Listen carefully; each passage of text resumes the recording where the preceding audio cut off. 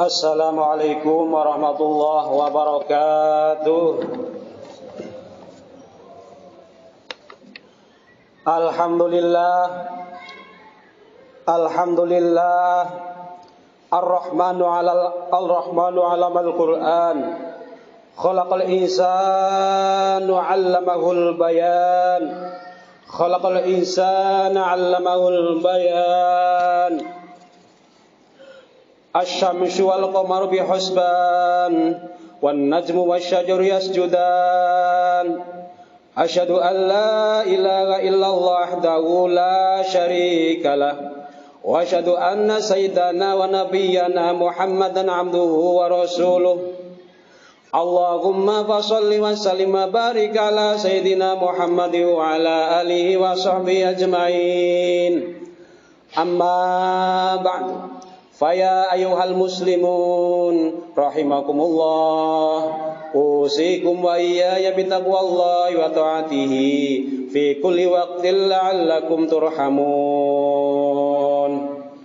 Ma'asyiral muslimin, sidang salat gerhana rembulan yang sama-sama dimuliakan oleh Allah Subhanahu wa taala.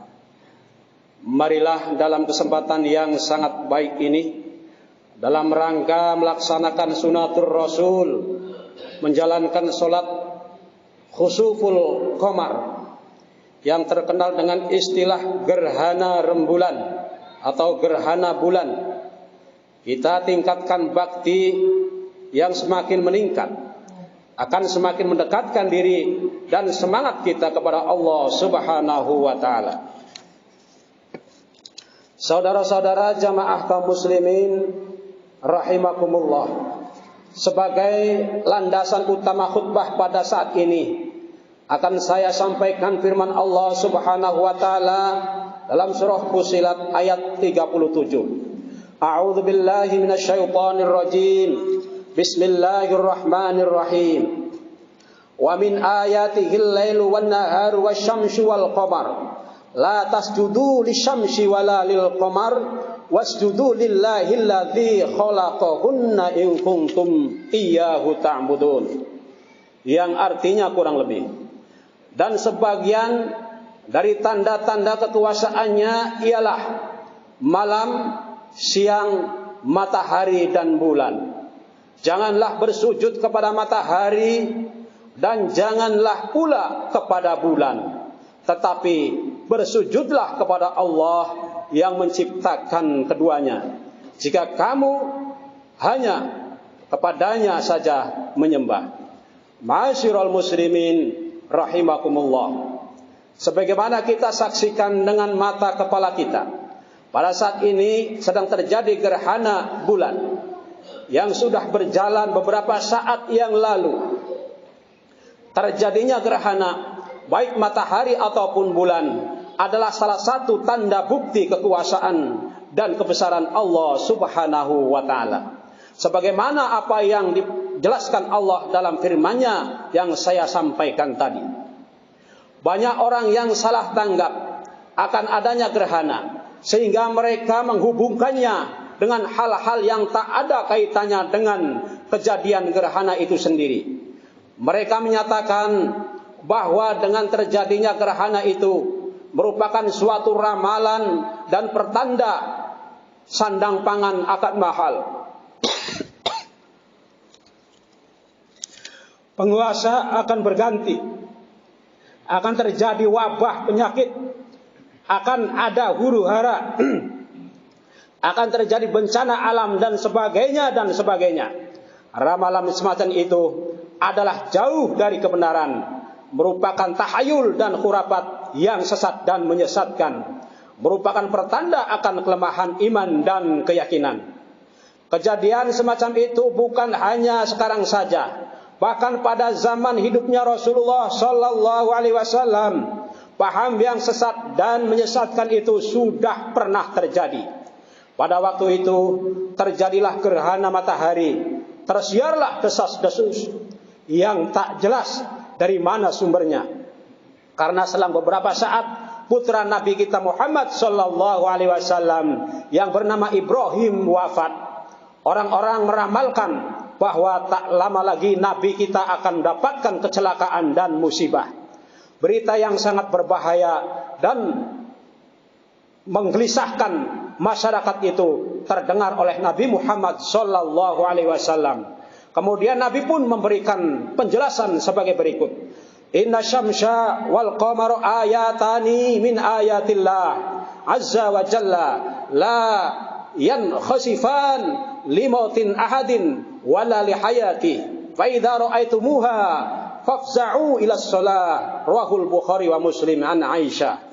Yang artinya kurang lebih, sesungguhnya matahari dan bulan merupakan tanda-tanda kebesaran Allah Azza wa Jalla. Terjadinya suatu gerhana bukan karena disebabkan matinya seseorang atau karena lahirnya seseorang. Maka bila mana kamu melihat gerhana, bersegeralah untuk melaksanakan sholat. Hadis riwayat Imam Bukhari dan Muslim dari Aisyah. Itulah hadis yang menjelaskan tentang kasus terjadinya gerhana. Terjadinya gerhana sebenarnya tak dapat dipisahkan hubungan antara matahari, bumi dan bulan.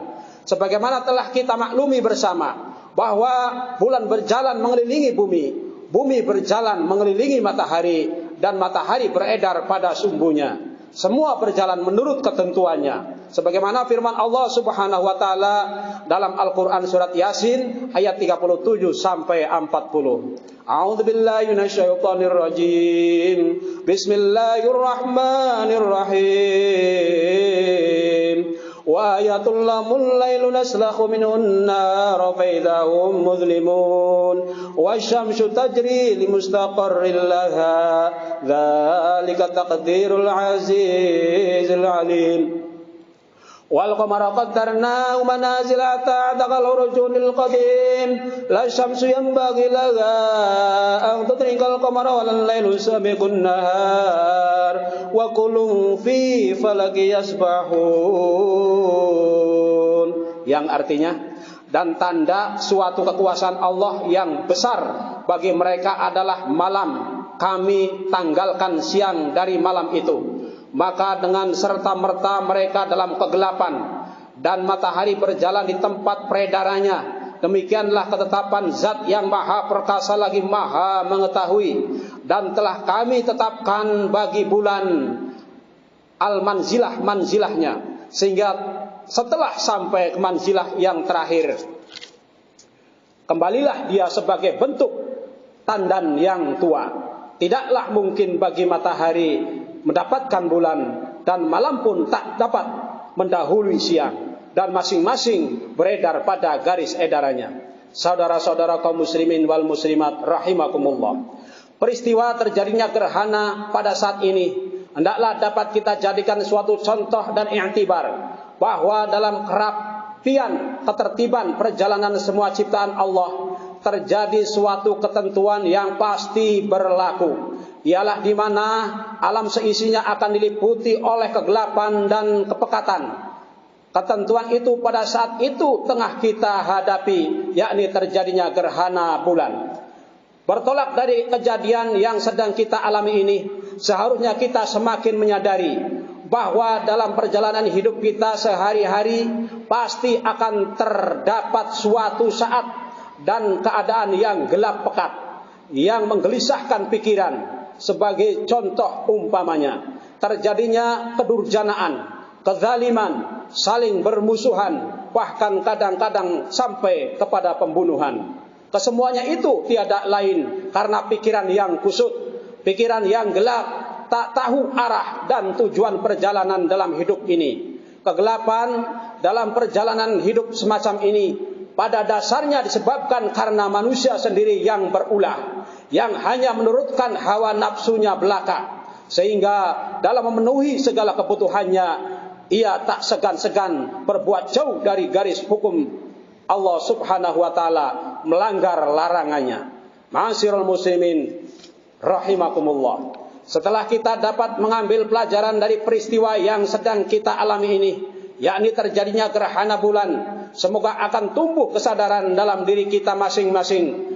Maka sebagai langkah pertama bagi kehidupan kita selanjutnya, marilah kita memohon ampun dan maghfirah kepada Allah Subhanahu wa taala atas segala dosa dan kesalahan kita di masa-masa yang lalu. Bertaubat dari segala tindakan dan tingkah laku yang keliru. Marilah kita sambut ajakan Allah yang menyatakan agar kita bertaubat, agar kita menjadi orang-orang yang lebih baik, menjadi orang-orang yang berbahagia. Firman Allah dalam surah An-Nur ayat 31, "Wa tubu ilallahi jami'a ayyuhal mu'minun la'allakum tuflihun." Yang artinya kurang lebih, dan bertobatlah kamu sekalian kepada Allah, wahai orang-orang yang beriman, mudah-mudahan kamu mendapatkan kebahagiaan. Selanjutnya para jamaah, marilah kita berbuat banyak kebaikan menurut perintah dan ajaran-ajaran Allah yang dibawa oleh Nabi kita Muhammad sallallahu alaihi wasallam. Lebih meningkatkan amal ibadah kita, sedekah kita, zikir kita, salawat kita, dan lain-lainnya. Para jamaah yang sama-sama dimuliakan oleh Allah Subhanahu wa taala,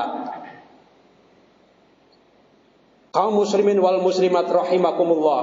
Demikianlah khutbah gerhana matahari, gerhana bulan pada malam ini. Semoga Allah Subhanahu wa taala menjadikan kita semua orang-orang yang mengikuti sunnah perjalanan Rasulnya, sehingga lebih mendekatkan diri kita kepada ridho Allah untuk nantinya mendapatkan ampunan serta maghfirahnya dan rahmatnya. Amin amin ya rabbal alamin. Ja'alallahu wa iyyakum minal muflihin al faizin al aminin.